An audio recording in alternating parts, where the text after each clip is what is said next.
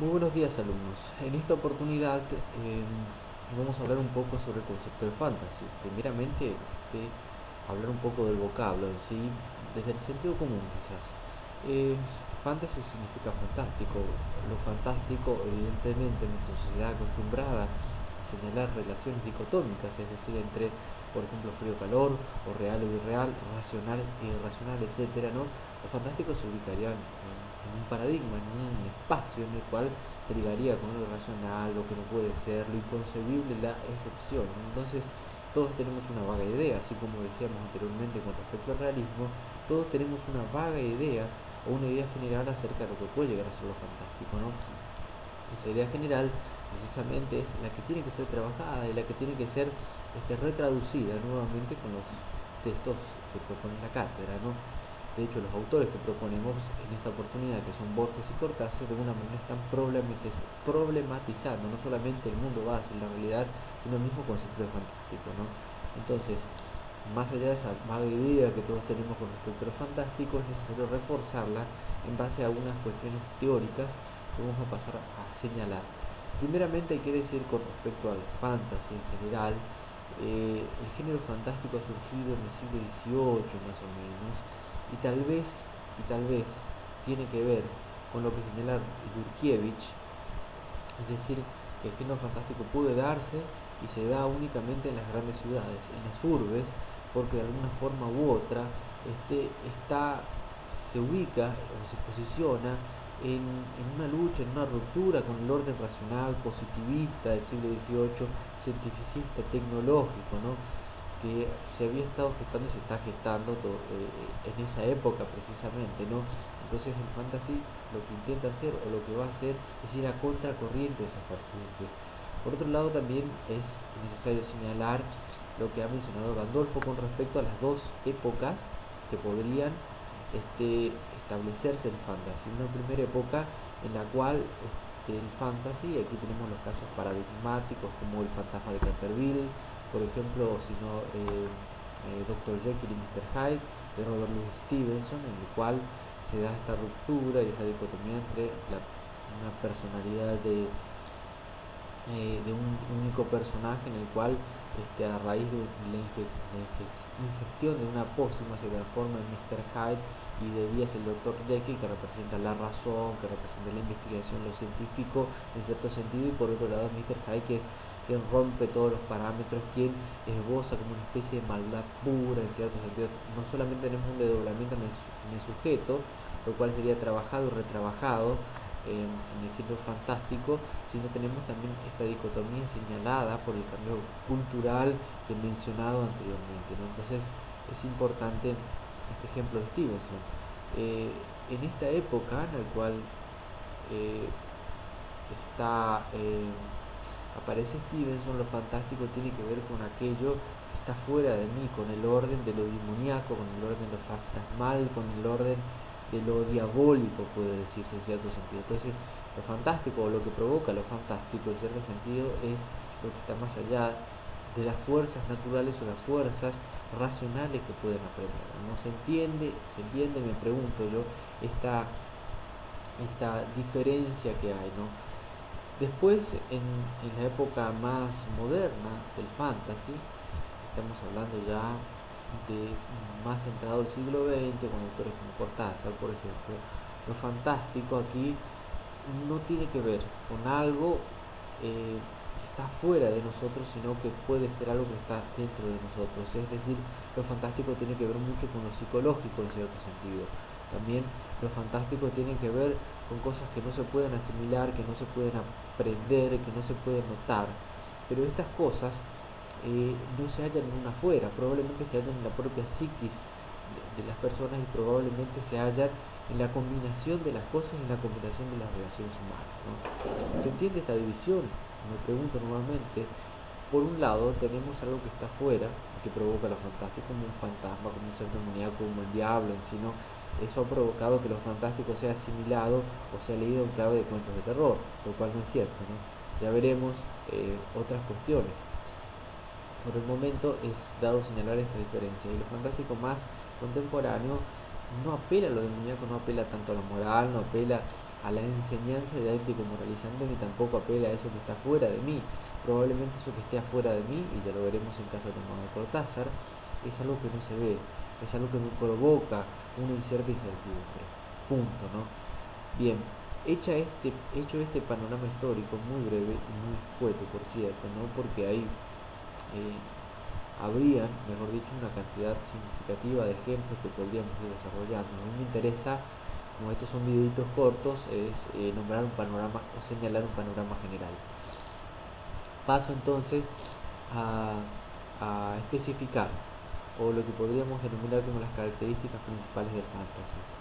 Primeramente, la característica número uno sería una vacilación nunca resuelta. Es decir, que cuando leemos un cuento fantástico tenemos como una variabilidad inmensa de interpretaciones o sugerencias del texto y no podemos inclinarnos por ninguna. Podemos inclinarnos por la hipótesis de lo racional, podemos inclinarnos por la hipótesis de lo racional, por otro lado podemos inclinarnos por la hipótesis de que se ve un fantasma o no ve un fantasma, etc. Pero el texto nunca se está inclinando totalmente para un lado o para otro. Estas sugerencias parten básicamente de la imaginación y la interpretación del lector.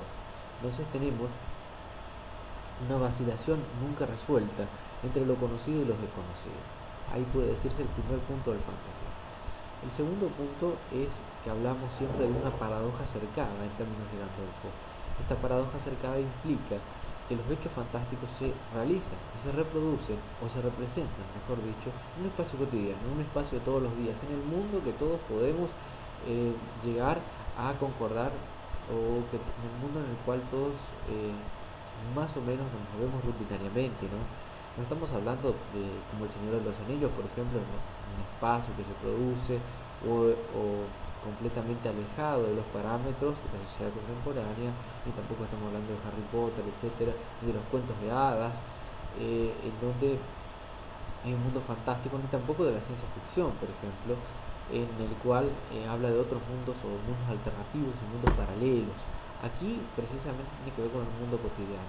Pero ¿por qué decíamos esta paradoja cercada? Precisamente porque lo fantástico se produce en este mundo cotidiano. Este mundo cotidiano empieza a cobrar dimensiones, a cobrar peso, a cobrar, podría decirse, a cobrar ciertas densidades o ciertas estructuras que nuestra mente no está acostumbrada a ver.